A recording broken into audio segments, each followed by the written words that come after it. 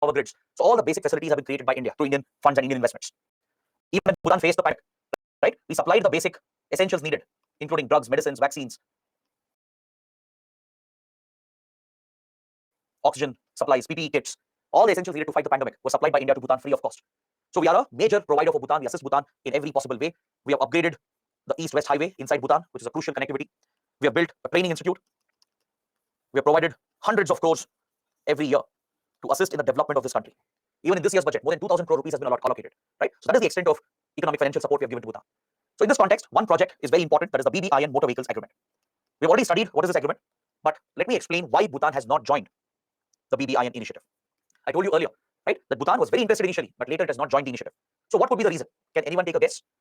Does anyone know why Bhutan has not joined the BBIN initiative? Very good. So many students are saying it's because of pollution, carbon emissions, environmental concerns. Very good. See, Bhutan's parliament was against the project. Bhutan's parliament opposed it primarily on environmental grounds. Is that clear? Because if the agreement is signed, if it opens up for motor vehicles from India, Bangladesh, and Nepal, there will be a flood of trucks, heavy goods carrying trucks into Bhutan. So what will happen? If there is a large movement of vehicles, that to goods carrying trucks, they are highly polluting. They contribute to pollution and a lot of carbon emissions. And we already studied, we understood Bhutan's commitment to Gross National Happiness Index. Bhutan does not believe in exploitative growth. It does not believe in harming and damaging its environment. It's a carbon negative country. It wants to remain like that. This was the primary reason why Bhutan's parliament opposed the BBIN project. It rejected the proposal in 2015. Bhutan's government was very interested when we proposed the idea, but Bhutan's parliament rejected the proposal, and hence Bhutan has not joined the BBIN project. Is that clear? Please understand this point. It's very important. It's because of environmental reasons, nothing else. But India has not forced Bhutan to join the initiative. That again shows how we respect Bhutan. There is mutual respect in this relationship, even though it's an unequal relationship.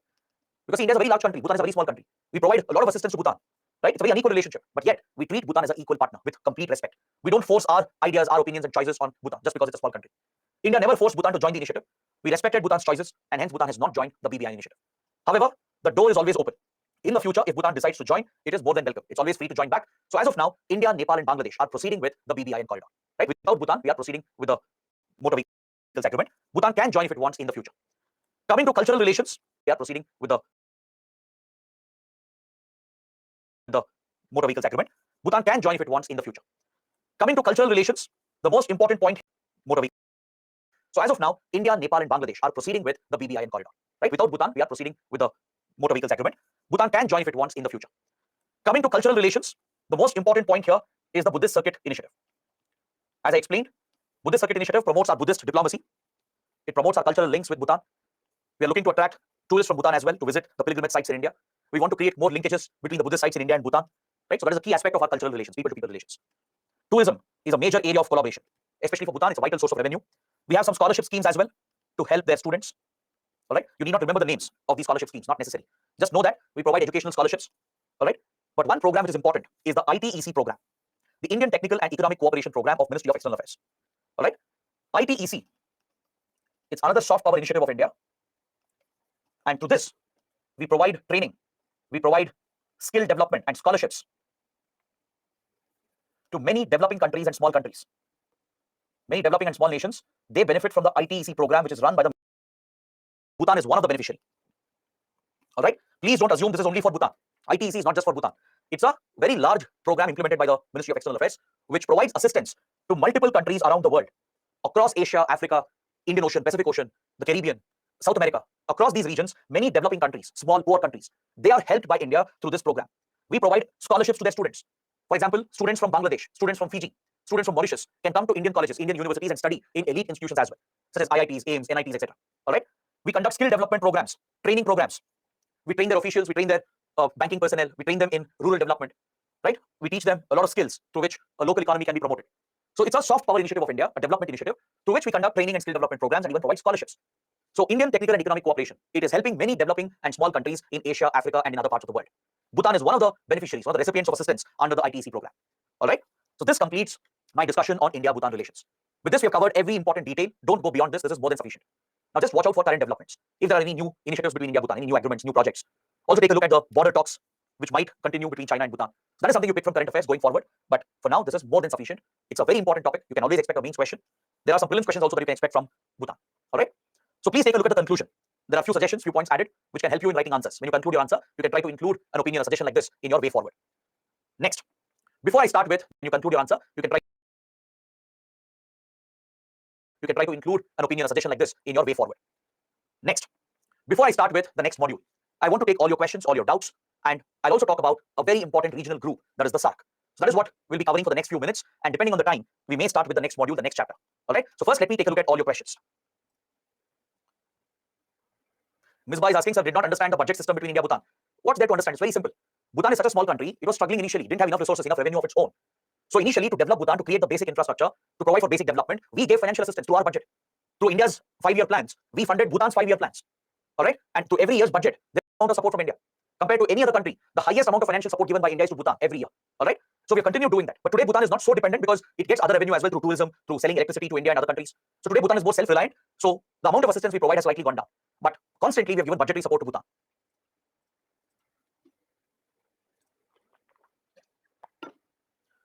Pragati says hydropower collaboration between India and Bhutan is not covered. Where were you? We covered it before the break. We spoke about the hydropower projects between India and Bhutan. Ashish is asking how many questions can I expect from IR?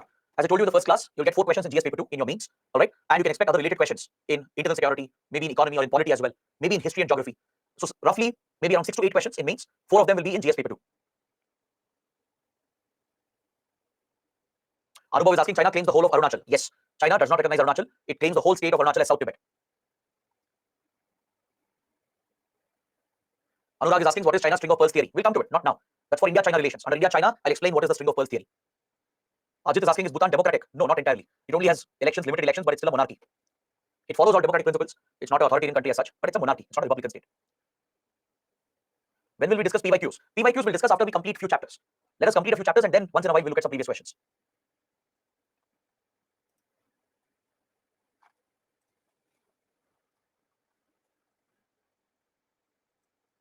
Just give me a second. I'm going through the questions here.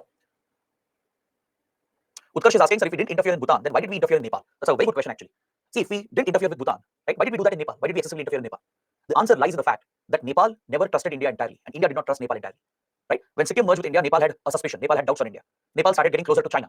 Nepal has since then been playing India against China. So the trust factor was broken. Neither side completely trust each other. That is why India has been pushed to interfere and meddle.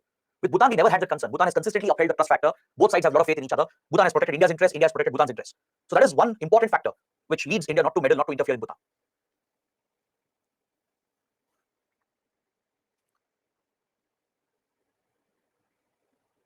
Arvind is asking, India, Bhutan have no border treaty. No, we don't have any separate border treaty as such. We've always recognized the validity of our border. We don't have any border disputes. So there's no separate border treaty between India and Bhutan.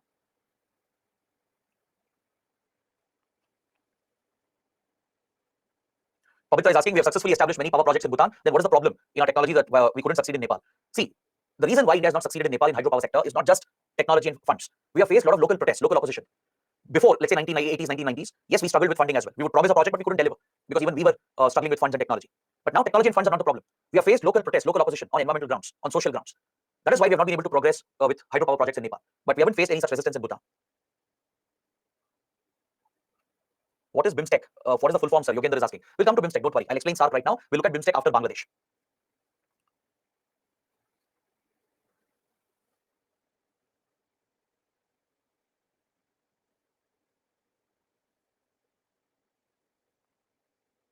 Sakshi says China is constructing a massive dam in Nepal. Will this affect India? What's India's plan? Yes, China's dam construction activities is a major concern, right? China's dams within Tibet and as well as its proposed dam projects in Nepal, both are a concern for India because China is very opaque. It does not share the data, it does not cooperate with India. We are a low riparian state, right? So if these projects, be it in Tibet or be it in Nepal, these Chinese dams, they do pose a threat to the flow of water into India. We are concerned about water diversion, which would lead to water shortage, droughts in India. We're also concerned about how the floods will be managed, right? Without any cooperation, without sharing information, if China releases all the water, it could cause massive floods in India. We already have these concerns regarding Chinese dams on the Brahmaputra. Similarly, China's proposal for a dam in Nepal has raised concerns for India because it will be on the Gangetic River system.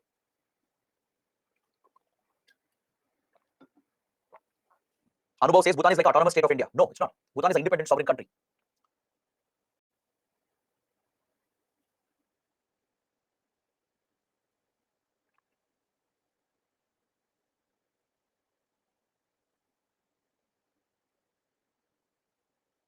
Okay, so guys, these are the questions. Now, before I start with the next chapter, let us talk about an important regional grouping.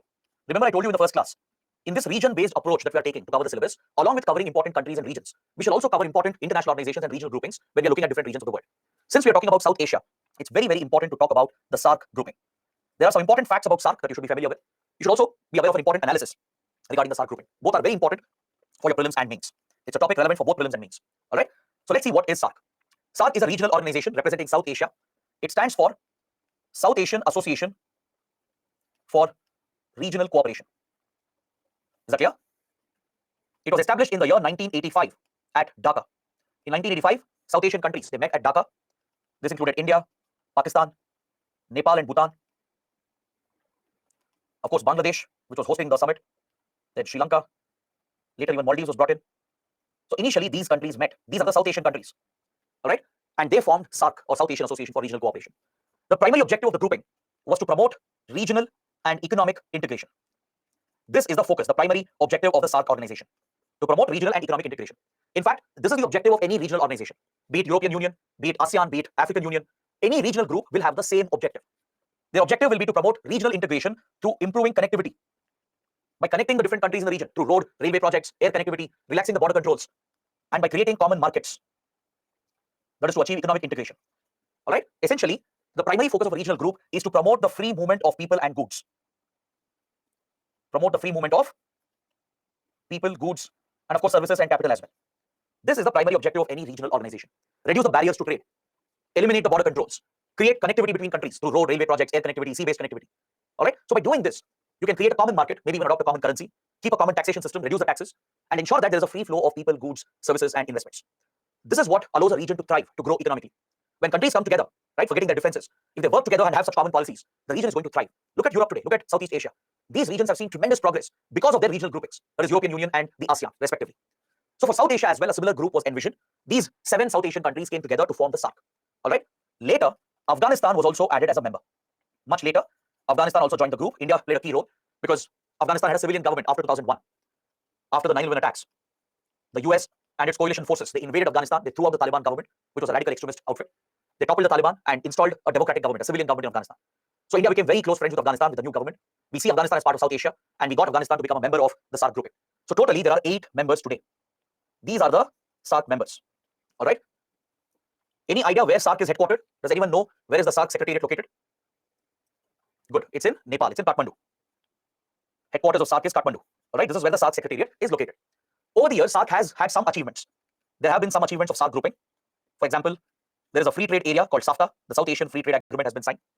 However, it's largely a failure because countries have not cooperated. They have not really reduced the barriers to trade. They only signed a free trade agreement for the sake of it, but truly the free trade area has not been implemented. All right. This is a limited achievement of the SARC grouping. There is a SARC food bank which has been created. All right, to provide for food security in the region. This is a fairly successful initiative. There is a SARC economic framework which provides for financial assistance, especially when the countries are facing a crisis, an economic crisis. Recently, when Sri Lanka was hit by the economic crisis, India has extended the loans under the SARC economic framework. All right, it was in news because Sri Lanka has borrowed from this framework and we've extended some of these loans. Then we have a South Asian University which has been set up in Delhi. All right, it is functioning in Delhi. Again, not a big success because it hasn't really taken off. South Asian University has not made a big name for itself. It is functioning even today. It's working in Delhi. Students from across South Asia, they come and study here, but it's not a global university as such. It does not have that reputation. All right. So there is a separate focus of SARC on disaster management. Especially India plays a lead role in helping others during times of disaster. Through SARC, we provide disaster management assistance. For example, during the pandemic, when the pandemic broke out, a SARC meeting was called by India. All right. And India promised all the possible support to other members. We supplied basic drugs, medical essentials. Later, we even supplied vaccines to most of the SARC countries. These are some limited areas of success as far as SARC is concerned. But however, SARC is a failure. This is the overall assessment of the grouping. If you ask me whether SARC is a success or a failure, the answer is it is a failure. It's a failed organization because it has not achieved its objectives. It's not even made a progress towards achieving the objective of regional and economic integration. There have been some achievements, some minor achievements, as I pointed out. All right, but it's not a successful organization. It has failed to achieve any of its objectives. There are 2 reasons why SARC has failed. 2 specific reasons. First one is the role of Pakistan and the constant India-Pakistan tensions. This has played a primary role in derailing the SARC grouping. All right. Every time India proposes some initiative, Pakistan will try to derail it. It tries to block India's initiatives because it does not want India to dominate South Asia. Pakistan does not want India to be influential in South Asia. Whenever we suggest anything concrete, something which will benefit every country, including Pakistan, Pakistan will reject it. It will try to create an obstruction, block it unnecessarily, thereby frustrating India. This has become a regular tactic of practice for Pakistan. Plus, we have constant tensions in the relationship. Pakistan is sponsoring terrorism against India. It's a state sponsor of terrorism. So whenever there are terror attacks in India, the tensions will increase. India might retaliate. India will step up pressure. Will cut off ties with Pakistan. So as a result, Since India Pakistan are the major constituents of SARC grouping, the grouping itself fails when the two major members are fighting against each other. Understood? Plus, we have a standing dispute, the Kashmir dispute. We have fought multiple wars in the past. So this relationship, the hostile India-Pakistan relationship, and the deliberate obstruction created by Pakistan, the derailment Pakistan carries out, it's the primary reason why SARC has failed. The second reason is the region has a lot of problems. Across the countries, there are multiple problems. There is no political stability. Political instability has become common in South Asian countries. Look at Sri Lanka, what's happening there. Look at Pakistan. Look at Nepal. Look at the crisis Nepal has gone through. Look at Bangladesh. Right? Look at Afghanistan. What is the state of Afghanistan today? Maldives has gone through a major crisis recently. So constantly, political instability has become a norm in South Asian countries. Along with this, frequent economic crisis. Right? Most economies have been struggling. Pakistan is at the brink of collapse. Sri Lanka already collapsed last year. Bangladesh is staring at a major crisis. Nepal is constantly going through a crisis. Afghanistan is under the rule of the Taliban, struggling to get any funds and investments. Maldives also struggles every now and then. It's a very small country. Right? Bhutan, as we saw, is a very small country. So economic crisis becomes very common here, and this is a primary reason. Along with this, there are many social tensions, a lot of divides in the region, a lot of communal, ethnic divide. Correct? This becomes a base for radicalism and terrorism. The region is badly affected by terrorism and radicalism, and you have state sponsors of terrorism, that is Pakistan. All right? There are many radical outfits operating here. So along with political instability and economic crisis, you have constant social divisions and tensions. Plus, the region has seen very poor development. It has not been able to tackle basic problems. Poverty, education, healthcare. In all the basic sectors, there are critical problems present, which have not been addressed. Right? So there's a lot of backwardness in South Asia. Plus, you have all these social divisions, communal polarization, ethnic divide, a lot of riots, clashes, wars between different groups, countries which are sponsoring terrorism and radicalism, constant political crisis and economic crisis. So all these factors are also responsible for the failure of SARC as a grouping. All right, please remember this point. I'll just give you one example. All right, Prime Minister Modi, when he came to power, I told you he launched the neighborhood first policy, which meant we will prioritize our ties with our neighborhood. In line with this vision of neighborhood first, PM Modi proposed a satellite called the SARC satellite. We proposed this project. We proposed that ISRO will launch a satellite which will help all the South Asian countries. It was a goodwill gesture. It was a soft power initiative to help all the countries because we have the technology. We said we will launch a satellite and will provide services for all the members and you can make use of it and it brings a lot of benefits. But this project was being derailed by Pakistan. Pakistan, which does not want India to dominate the region, tried to derail the SARC initiative. It tried to derail the SARC satellite project. India got so frustrated that we abandoned Pakistan from the project. We went ahead by renaming the satellite as the South Asian satellite. We launched the satellite eventually, but we renamed it. We left Pakistan out because of the problems it was creating, and now it's called the South Asian satellite. So this satellite has already been providing a lot of benefits to the member countries. But you can see the problem. You can see what challenges we face from Pakistan. I'll give you a couple of examples more. When we proposed the SARC Motor Vehicles Agreement, all right, in 2014-2015, we proposed the SARC Motor Vehicles Agreement. This was crucial for regional connectivity and economic integration. And guess who opposed it? Pakistan. It tried to block and derail the initiative. That is why we sidelined Pakistan and we proposed BBIN instead of it. Because of its constant efforts to derail the Indian initiative, we ignored SARC and Pakistan. We went for a sub-regional initiative called BBIN. All right. Then in 2016, there was a major terror attack against India, the Uri attacks, carried out by Jaish-e-Mohammed, which is directly supported by the Pakistani state agencies. Many Indian soldiers were martyred. It was a brutal attack on an Indian army camp at Uri, which is a forward position. Following this attack, there was a lot of anger in India. India retaliated through coercive diplomacy. We exerted forceful diplomacy on Pakistan to isolate Pakistan. India made it a top priority to isolate Pakistan after the Uri attacks. Along with this diplomatic approach, we had used our hard power as well by conducting a surgical strike. To punish Pakistan, India used the military option as well, and surgical strikes have been conducted on Pakistani territory. In Pakistan-occupied Kashmir, a precision strike was carried out by Indian commandos, by Indian special forces, targeting various terror launch pads that Pakistan had created in POK. So as a result, relations completely broke down. The Uri attacks, the surgical strikes, completely destroyed the relationship, and India decided to isolate Pakistan. Since Pakistan is the problem here, we decided to isolate Pakistan diplomatically to put international pressure on the country, and we adopted a strategy called SARC minus Pakistan strategy. Actually, in 2016, just a few weeks after Uri attacks, Pakistan was supposed to host the SARC summit at Islamabad. But India boycotted the SARC summit. We said we are not attending because Pakistan is a state sponsor of terrorism.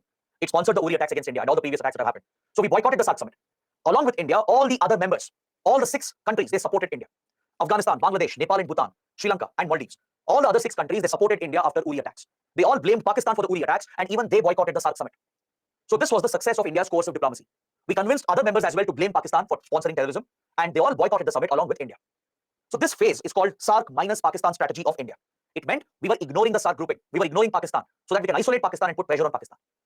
So instead of focusing on SARC, India started reviving another group called BIMSTEC. We revived an older organization called BIMSTEC. We started paying more attention to BIMSTEC from 2016 onwards. We saw this as a kind of a replacement to SARC. We stopped interacting with SARC. We didn't give any priority to SARC at least for 4 years. From 2016 to 2020, India neglected SARC, we ignored it. We sidelined Pakistan as well. And instead of SARC, we tried to revive another organization called BIMSTEC from 2016 onwards. In fact, BIMSTEC was actually a minor organization at that point. It had been set up in 1990s. It didn't have much relevance. But we revived this group. We gave it more priority, more importance, and today BIMSTEC has become one of the most important groupings in the region. So India at one time was seeing BIMSTEC as a replacement of SAARC. All right. So in 2016, we were hosting the BRICS summit. Usually the practice is that when a BRICS summit is hosted by one of the members, they invite a regional group as well to participate. For example, let's say China is hosting the BRICS summit. China will invite the Central Asian groups to participate from the region. Let's say Russia is hosting the BRICS summit. Russia will invite regional groups from Eastern Europe, from Eurasia to participate. Similarly, Brazil or South Africa are hosting the BRICS summit. They will invite some regional groups from Africa, from South America to participate. Usually when India hosted the BRICS summit, we obviously were inviting SAARC because SAARC is the group for South Asia. But in 2016, for the first time, India did not invite SAARC. We invited BIMSTEC countries. All right. That is how we sidelined SAARC, ignored it, adopted the SAARC minus Pakistan approach, and gave more priority to BIMSTEC and revived and made this group a prominent grouping. Understood? But after the pandemic started, India reached out to the SAARC countries for the first time after 4 years. Even Pakistan participated. There was a virtual summit which was held, led by Prime Minister Modi. India promised all the support during the pandemic. We said we will supply all essential medical items that are needed to fight the pandemic. We'll collaborate, we'll work together. Later, we even supplied vaccines to many countries free of cost under this initiative. So that is one progress which has happened. But other than that, there has not been much progress with regard to SAARC. All right.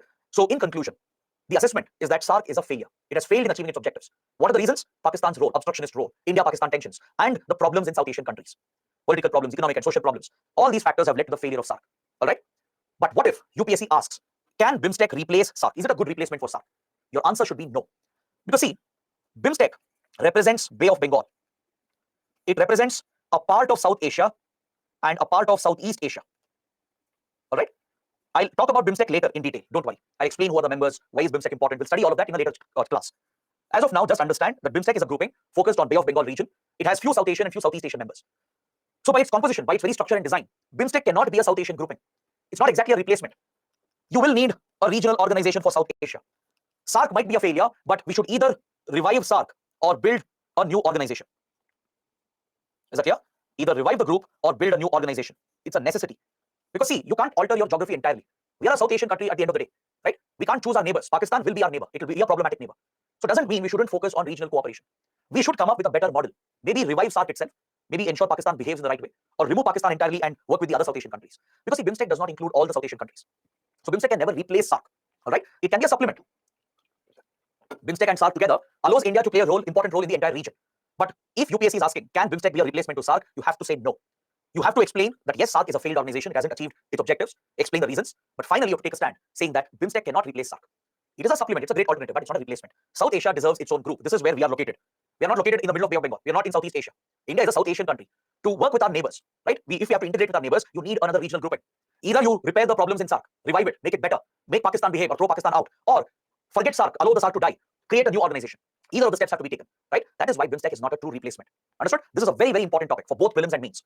You can expect a factual question on what we have discussed in prelims, and in mains, you can expect an analysis-based question. Analysis where UPSC is asking, what is SAARC? Do you see SAARC as a successful regional organization? Or is SAARC a failed organization? Or why has SAARC not made progress? Do you think BIMSTEC is a good replacement for SAARC? On these lines, analysis-based questions can come in your mains. All right? So on this note, I complete my discussion for today. We have covered a lot of important topics. I hope you understood everything. Tomorrow, I'll be starting with the next chapter, India and Bangladesh. We have completed the Himalayan neighbors of India. Now, we shall proceed to the eastern neighbors of India. All right? We finished the Himalayan sub-region of South Asia. Now we move to another part of South Asia where we look at the eastern neighbors of India. So this includes Bangladesh and Myanmar. Both are very, very important chapters, very big chapters as well. So tomorrow we'll study India, Bangladesh in detail, and next we'll look at India, Myanmar. All right? So let's see if there are any doubts, and then we can close the session for today. Kumaran is asking how a country can be removed from SAARC. See, we can amend the constitution of SAARC. The SAARC charter can be changed. We can vote, ask the other countries to vote and remove Pakistan from the SAARC grouping. Right? If that is not possible, forget SAARC, create a new organization. So those are the options India will have.